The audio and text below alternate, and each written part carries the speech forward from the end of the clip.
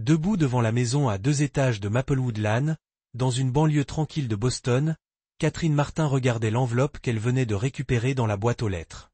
La lumière du soleil du matin d'été a rendu ses cheveux châtains dorés et tandis que la douce brise faisait bruisser les arbres, son expression s'assombrissait progressivement. L'enveloppe provenait de sa sœur, Vanessa Collins. C'était le premier contact en 4 ans. « Maman, je vais être en retard à l'école. » Emma, 9 ans, passa la tête par la porte d'entrée, sa voix pressante traversant l'air calme du matin. Catherine revint à la réalité, glissa l'enveloppe dans son sac et se tourna vers sa fille avec un sourire forcé. « Je suis désolée, Emma, allons-y. » Catherine a travaillé comme analyste principale dans une compagnie d'assurance tout en élevant seule sa fille. Après son divorce il y a 3 ans, elle avait construit son monde autour de son travail et d'Emma, en réduisant au minimum les interactions familiales. Ce n'était pas tant son choix que les circonstances qui l'avaient dicté. Dans la voiture, alors qu'Emma attachait sa ceinture de sécurité, elle a demandé « Maman a fait quelque chose de mal ?» Catherine sourit depuis le siège du conducteur. La perspicacité d'Emma l'a toujours étonnée. « Non, tout va bien. Je viens de recevoir une lettre de ta tante. » Tante Vanessa, Emma s'est montrée intéressée. « Je me souviens à peine de l'avoir rencontrée. Oui, la dernière fois que vous l'avez vue, c'était quand vous aviez 5 ans, donc vous ne vous souvenez peut-être pas d'elle. » Après avoir déposé Emma à l'école primaire de Springfield, Catherine prit une profonde inspiration et ouvrit finalement l'enveloppe dans sa voiture. À l'intérieur se trouvait une invitation imprimée sur du papier épais et coûteux. Vanessa Collins et Brian Collins vous invitent à leur pendaison de crémaillère. L'invitation était datée d'aujourd'hui, une invitation arrivant le matin même de l'événement.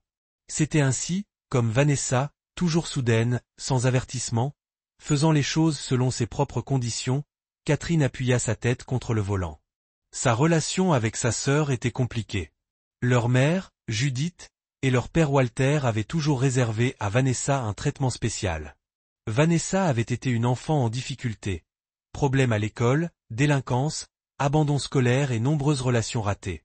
Pourtant, ses parents l'ont toujours protégée, la soutenant financièrement et émotionnellement. Pendant ce temps, Catherine avait été la gentille fille. Excellente note, diplôme universitaire, emploi stable, mariage. Mais comme elle était autonome, elle ne recevait pratiquement aucun soutien significatif de la part de ses parents. Et il y a 3 ans, lorsque Catherine a demandé une assistance temporaire lors de son divorce avec Michael, ses parents ont froidement refusé en disant « Vous devriez résoudre vos propres problèmes ».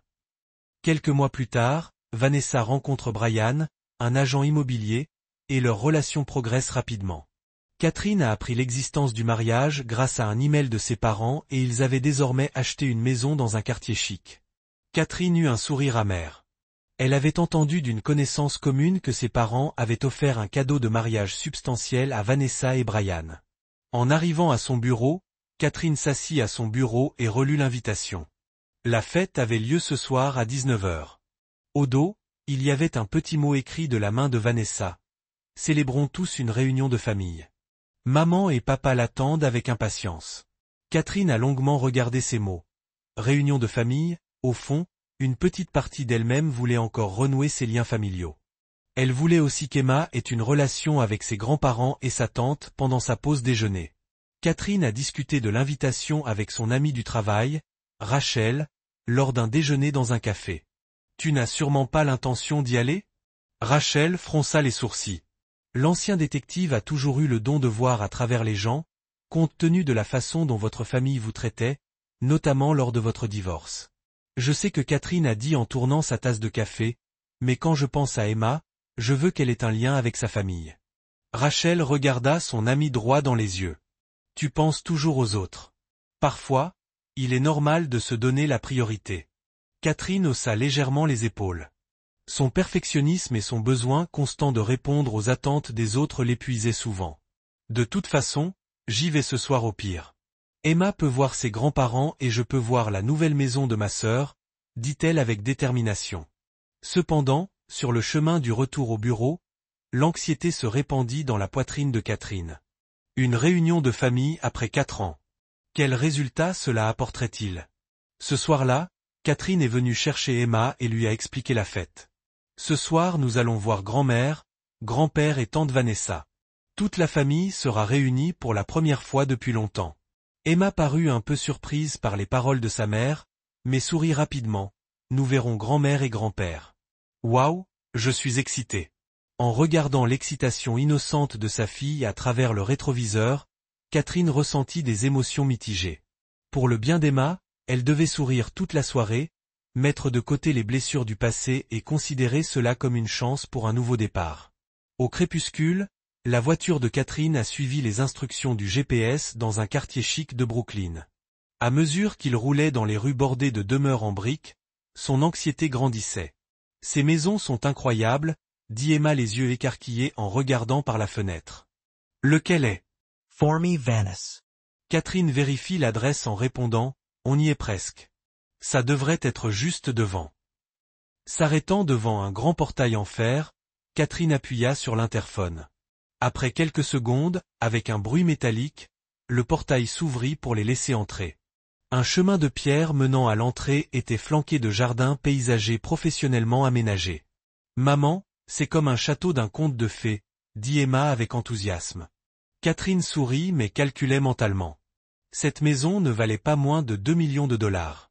Même avec l'activité immobilière prospère de Brian, cette propriété serait hors de portée sans l'aide financière de leurs parents. Avant qu'ils n'atteignent la porte d'entrée, celle-ci s'ouvrit et Vanessa apparut. « Chat, tu es venu chercher. » Les années avaient passé, mais la beauté de Vanessa ne s'était pas fanée. Ses cheveux blonds étaient parfaitement coiffés et sa robe noire de créateur s'adaptait parfaitement à son corps élancé. Elle se précipita vers Catherine et lui fit un léger câlin. Son parfum était doux et irrésistible. « J'ai envoyé l'invitation, mais comme tu n'as pas répondu, j'ai cru que tu ne viendrais pas, » dit-elle avec un certain reproche. Catherine avait l'air confuse. « Mais l'invitation vient d'arriver ce matin. Comment étais-je censé répondre ?» L'expression de Vanessa se durcit momentanément, mais elle retrouva rapidement son sourire. « Oh, c'est étrange. Je l'ai posté la semaine dernière. » Elle se tourna vers Emma, changeant de sujet. « Et ça doit être Emma. Mon Dieu, comme tu as grandi. Entrez, tout le monde attend. » En entrant dans le hall d'entrée, ils le trouvèrent déjà rempli d'invités. Meubles luxueux, lustres, sol en marbre, tout parlait d'extravagance. « Regarde, il y a maman et papa. » Vanessa désigna un couple plus âgé bien habillé. Catherine s'approcha nerveusement de ses parents. Judith et Walter Sanders discutaient avec d'autres invités, mais ont interrompu leur conversation lorsqu'ils ont remarqué Catherine et Emma.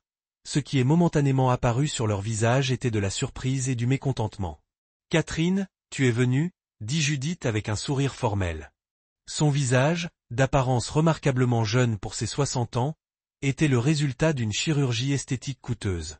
« Et Emma aussi, comme tu as grandi. » Walter donna à Catherine une tape raide sur l'épaule. « Comment as-tu été ?» C'est tout ce qu'il dit avant de reprendre immédiatement sa conversation avec les autres invités. Emma semblait confuse par ses grands-parents.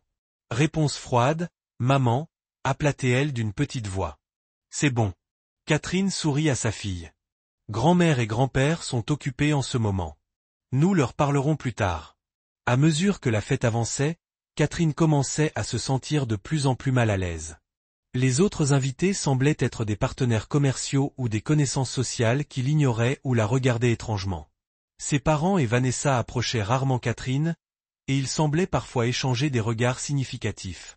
« Maman, j'ai l'impression que nous n'avons pas notre place ici, » murmura Emma depuis un coin du balcon. « Les autres enfants ne joueront pas avec moi non plus. » En effet, les autres enfants jouaient ensemble dans un groupe à part, à l'exclusion d'Emma.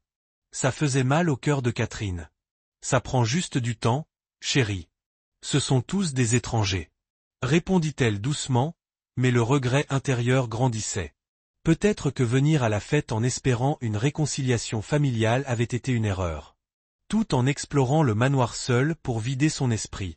Catherine passait devant la cuisine. Là, elle a repéré Brian et plusieurs hommes rassemblés en train de discuter. Il ne semblait pas la remarquer. « Les documents sont en règle ?» a demandé un homme. Brian a répondu avec assurance, « Oui, tout est réglé. Les signatures sont vérifiées. » Quand l'assurance va-t-elle payer ? A demandé un autre homme à voix basse. Le dossier sera traité rapidement après l'accident, a déclaré Brian avec un sourire aux lèvres pincées. Ne vous inquiétez pas, tout sera terminé d'ici demain. Catherine sentit un frisson lui parcourir le dos. Accident d'assurance, de quoi parlait-il? Elle s'éloigna tranquillement et chercha Emma, trouvant sa fille. Catherine se sentit quelque peu soulagée. Emma se tenait seule près d'une fenêtre donnant sur le jardin. « Emma, tu es fatiguée ?» demanda gentiment Catherine. Emma se retourna et regarda sa mère avec une expression anxieuse. « Maman, cette maison semble étrange. Que veux-tu dire? Tout le monde continue de nous regarder. Et quand je suis allée au sous-sol? Le sous-sol. » Catherine était surprise. Emma hocha légèrement la tête. « Je cherchais la salle de bain et il y avait des escaliers. Mais quand je suis descendue, j'ai vu des hommes travailler sur quelque chose. Ils m'ont remarqué et avaient l'air vraiment en colère, alors je me suis enfuie. » L'anxiété de Catherine a augmenté. Elle regarda autour de la pièce. Ses parents, Vanessa et Brian, s'étaient rassemblés au même endroit, leur jetant parfois des coups d'œil tout en parlant de quelque chose. Leurs expressions montraient une tension évidente. Emma, attends encore un peu. Eh bien, pars bientôt. Catherine serra la main de sa fille, essayant de la rassurer. À ce moment-là, Vanessa s'approcha. Son sourire semblait plus tendu qu'auparavant. Chat, tu passes la nuit, n'est-ce pas? Nous avons préparé une chambre d'amis, dit-elle avec une luminosité surnaturelle. Catherine resta momentanément sans voix. Non, nous n'avions pas prévu de rester. J'ai du travail demain et Emma à l'école. L'expression de Vanessa s'assombrit brièvement. C'est dommage, dit-elle pensivement. Mais il est tard et tu as bu. C'est vrai, ce serait dangereux de conduire. Tu devrais rester. Catherine a trouvé quelque chose d'étrange dans son insistance. Si elle était vraiment préoccupée par la sécurité, elle suggérerait un taxi. Pourquoi insistait-elle autant pour qu'il passe la nuit?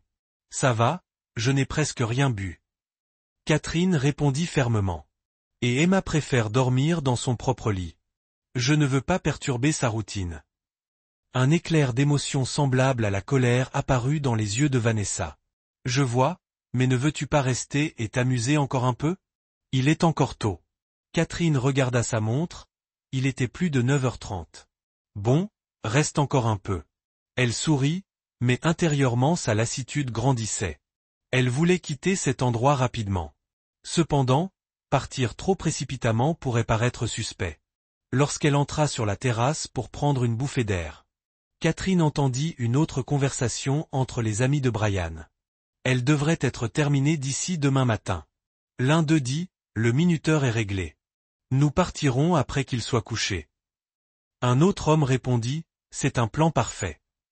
Alors que l'horloge approchait de 10 heures, l'ambiance de fête commença à changer. De nombreux invités commencèrent à se préparer à partir et le salon spacieux se vida peu à peu. Voyant le visage fatigué d'Emma, Catherine décida de ne pas prolonger leur séjour. Rentrons à la maison maintenant. Elle posa doucement sa main sur l'épaule d'Emma. Tu as école demain. Emma avait l'air soulagée. Oui, je veux rentrer à la maison. Catherine a ramassé son sac et s'est dirigée vers le centre du salon pour dire au revoir à sa famille. Walter, Judith, Vanessa et Brian se tenaient en petit cercle et parlaient à voix basse de quelque chose. Ils semblaient tendus lorsque Catherine s'est approchée, leur conversation s'est brusquement arrêtée. C'était une belle fête, dit Catherine, faisant semblant d'être calme. Emma est fatiguée. Tous les quatre se tournèrent pour la regarder simultanément. Vanessa fut la première à réagir. Son visage montra la surprise, puis la confusion ou peut-être la détresse. « Oh, tu es toujours là », dit Vanessa. Il y avait une tension évidente dans sa voix. Catherine fronça les sourcils. « Parce que j'étais invitée à la fête. » Walter se tenait à côté de Judith et croisait les bras. « La fête est terminée maintenant », a-t-il déclaré avec un sourire significatif sur ses lèvres. Les trois échangèrent des regards et commencèrent à ricaner. Leur rire avait une qualité malveillante et étrange. Seul Brian se tenait légèrement à l'écart, l'air inquiet et vérifiant sa montre. Catherine avait l'impression que tout son corps était gelé. Sa famille semblait partager une blague secrète qu'elle ne pouvait pas comprendre. Les mots restèrent coincés dans sa gorge et elle ne put répondre. À ce moment-là, Catherine sentit une petite main serrer fermement la sienne. C'était Emma. Elle se tourna et regarda le visage de sa fille. Emma était devenue pâle et tremblait de peur. « Maman, nous devons y aller maintenant. » La voix d'Emma tremblait. Quelque chose ne va pas. Les paroles d'Emma ramenèrent Catherine à la réalité. Elle prit une profonde inspiration, essayant de retrouver son calme. « Que veux-tu dire ?» demanda doucement Catherine. Emma baissa encore plus la voix et répondit. « J'ai vu quelque chose d'étrange dans le sous-sol. Il y avait quelque chose comme une minuterie attachée à cela. » Emma regarda prudemment autour d'elle avant de continuer. « J'ai entendu l'ami de l'oncle dire, après s'être endormi, les fragments de conversation que Catherine avait entendus sur la terrasse, revenaient à son discours sur les chronomètres d'assurance et les mots. Après qu'il se soit endormi, tout a commencé à se connecter. Une alarme a sonné dans son esprit, je comprends. » Catherine regarda Emma dans les yeux et hocha doucement la tête tout en gardant son calme extérieur. Le cœur de Catherine s'emballait. Ce n'était pas seulement un comportement étrange. Un plan malveillant était en cours. Son expérience en tant qu'analyste d'assurance suggérait la pire possibilité. Une fraude à l'assurance vie déguisée en accident. Elle interrompit le fil de ses pensées. La conclusion était trop horrible à imaginer. Se tournant vers sa famille, Catherine se força à sourire. Montrer de la panique ne ferait qu'accroître leurs soupçons. Elle devait paraître calme et agir naturellement. « Eh bien, nous rentrons à la maison maintenant, jolie maison. » dit-elle d'une voix aussi normale que possible. Vanessa montra un léger air de soulagement et lui rendit un mince sourire. « Oui, reviens me rendre visite un jour. »« Bien sûr, à tout moment, » ajouta Judith. Ses yeux ne souriaient pas. Catherine saisit fermement la main d'Emma et commença à marcher vers la porte. Derrière eux, elle pouvait entendre sa famille ricaner ensemble. Leur rire ressemblait à celui d'un couteau qui leur transperçait le dos. Dans le couloir menant à l'entrée, Brian les rattrapa. « Attends, Catherine, dit-il à voix basse. Tu pars vraiment ? Les routes sont sombres et dangereuses. Tu devrais rester ici. » Catherine se tourna et regarda son beau-frère droit dans les yeux. Il montrait de l'anxiété et une autre émotion, la culpabilité. « Peut-être. Merci, Brian, mais tout ira bien, je suis un conducteur prudent. » répondit-elle calmement. Brian a commencé à dire quelque chose, mais il ne l'a pas fait. Au lieu de cela, il secoua la tête et dit seulement « Faites attention. » Lorsqu'ils atteignirent la porte d'entrée, Catherine sentit à nouveau les yeux de la famille sur son dos. En se retournant, elle aperçut Walter, Judith et Vanessa qui les observaient de loin. Leurs expressions semblaient montrer de la déception et de la colère. Ouvrir la porte et sentir l'air frais dehors procurèrent à Catherine un sentiment de soulagement. Cependant, elle ne se sentait pas encore complètement en sécurité. Elle guida précipitamment Emma jusqu'à la voiture. « Dépêche-toi, Emma, monte dans la voiture, » dit-elle doucement. Alors qu'ils montaient dans la voiture et démarraient le moteur, Catherine vit sa famille les accompagner à l'entrée. Ils souriaient et saluaient, mais leur sourire n'atteignait pas leurs yeux. En partant, Catherine ne put se détendre jusqu'à ce que la maison ne soit plus visible dans le rétroviseur. « Maman, cette maison faisait peur. » dit Emma d'une petite voix. Tout le monde agissait bizarrement. Catherine se tourna vers sa fille avec un sourire rassurant. « C'est bon maintenant, quand nous rentrerons à la maison, raconte-moi tout ce qui s'est passé, y compris ce que tu as vu dans le sous-sol. » Emma hocha la tête, mais son expression était toujours pleine de peur. Qu'est-ce que Vanessa et les autres essayaient de faire? Catherine prit une profonde inspiration et choisit ses mots avec soin. « Je ne sais pas, Emma, mais grâce à toi nous aurions peut-être échappé à quelque chose de grave. Tu es une fille si courageuse et intelligente. » Emma n'a plus posé de questions. La voiture est devenue silencieuse. Dans l'esprit de Catherine, les fragments d'informations commençaient à s'assembler. Les discussions sur l'assurance, le minuteur, les mots après s'être endormi, et surtout, le comportement bizarre de sa famille. Que prévoyait-il en arrivant à la maison? Catherine s'est garée sur le parking et a soigneusement vérifié les environs avant d'entrer dans la maison. Rien ne semblait inhabituel, mais sa vigilance restait. « Emma, dormons ensemble dans ma chambre ce soir, » suggéra-t-elle. Emma hocha docilement la tête. « Oui, j'ai peur d'être seule. » Après être entrée dans la maison et avoir verrouillé la porte, Catherine a décroché le téléphone. Ce n'était pas un problème qui pouvait être considéré comme un simple comportement familial étrange. Elle avait besoin d'une aide professionnelle. Rachel, je suis désolé d'avoir appelé si tard. Elle a appelé son amie. Je dois parler de ce qui s'est passé à la fête de ce soir. À l'autre bout du fil, l'ancienne détective Rachel a répondu d'une voix sérieuse. Que s'est-il passé? Dis-moi. Catherine inspira profondément et commença, cela peut paraître incroyable, mais... Après avoir raccroché, Catherine a regardé par la fenêtre du salon la nuit dehors. C'était une nuit calme, mais son cœur battait comme une tempête. Demain, elle prévoyait d'aller voir la police et elle avait l'intention de découvrir la vérité sur ce que sa famille avait prévu. Emma s'était déjà endormie dans le lit de Catherine. Catherine observa le visage endormi de sa fille, résolue à tout faire pour la protéger. Accepter la réalité de la trahison de sa famille était douloureux, mais la sécurité d'Emma était la priorité absolue. « Je te protégerai », murmura-t-elle doucement à sa fille endormie. « Aujourd'hui, dit gentiment Catherine. Nous avons une course importante à faire ensemble. » Emma regarda l'expression tendue de sa mère et hocha la tête en silence. Après le petit déjeuner, comme convenu avec Rachel, Catherine emmena Emma au commissariat. Rachel attendait devant la gare. Elle serra Catherine dans ses bras. Dès qu'elle la vit. « Je n'arrivais pas à dormir après avoir entendu ton histoire hier soir. » dit Rachel avec une expression sérieuse. « J'ai organisé une rencontre avec le détective Michael Donovan. » Le détective Donovan, un homme d'apparence solide d'une quarantaine d'années, était l'ancien collègue de Rachel. Il conduisit les trois dans une petite salle de conférence et écouta attentivement l'histoire de Catherine. Emma a également expliqué en détail ce qu'elle avait vu. Au sous-sol, il y avait une boîte noire avec une minuterie attachée aux conduites de gaz, dit Emma nerveusement. Puis j'ai entendu les hommes qui buvaient dire des choses comme après s'être endormis et la distribution de l'argent de l'assurance. Prendre des notes. Le détective Donovan se tourna vers Catherine. Madame Martin, je comprends que vous travaillez pour une compagnie d'assurance. Des idées à ce sujet? Catherine prit une profonde inspiration et répondit prudemment. Après mon divorce, j'ai souscrit une assurance vie pour ma fille au cas où quelque chose m'arriverait, afin qu'Emma ne se retrouve pas sans ressources. Le détective Donovan a ouvert son ordinateur et a tapé. Laissez-moi vérifier quelque chose. Quelques minutes plus tard, son expression se durcit. Madame Martin, il semblerait qu'il y ait eu une demande de changement de bénéficiaire sur votre contrat d'assurance vie le mois dernier. Catherine se pencha en avant, surprise de savoir que je n'avais jamais soumis une telle candidature. La demande indique que le bénéficiaire a été remplacé par Vanessa Collins et porte votre signature. Donovan a tourné l'écran pour lui montrer.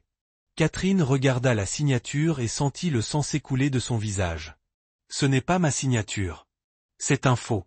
L'expression du détective Donovan se durcit et il donna des instructions à un agent présent dans la pièce. Veuillez demander un mandat de perquisition pour la résidence Collins. Contactez également la compagnie d'assurance vie et vérifiez les détails de cette demande. Les heures suivantes se passèrent dans le flou. La police a perquisitionné la maison de Vanessa et a découvert un chronomètre fixé aux conduites de gaz de la cuisine ainsi qu'un système permettant d'introduire des somnifères dans la climatisation des chambres d'amis. Le plan était que si Catherine et Emma étaient restées toute la nuit, elles seraient mortes d'un empoisonnement au gaz alors qu'elles dormaient profondément à cause des drogues.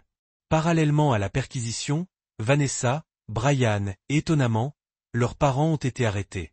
Ils ont été emmenés au poste de police et interrogés dans des salles d'interrogatoire séparées.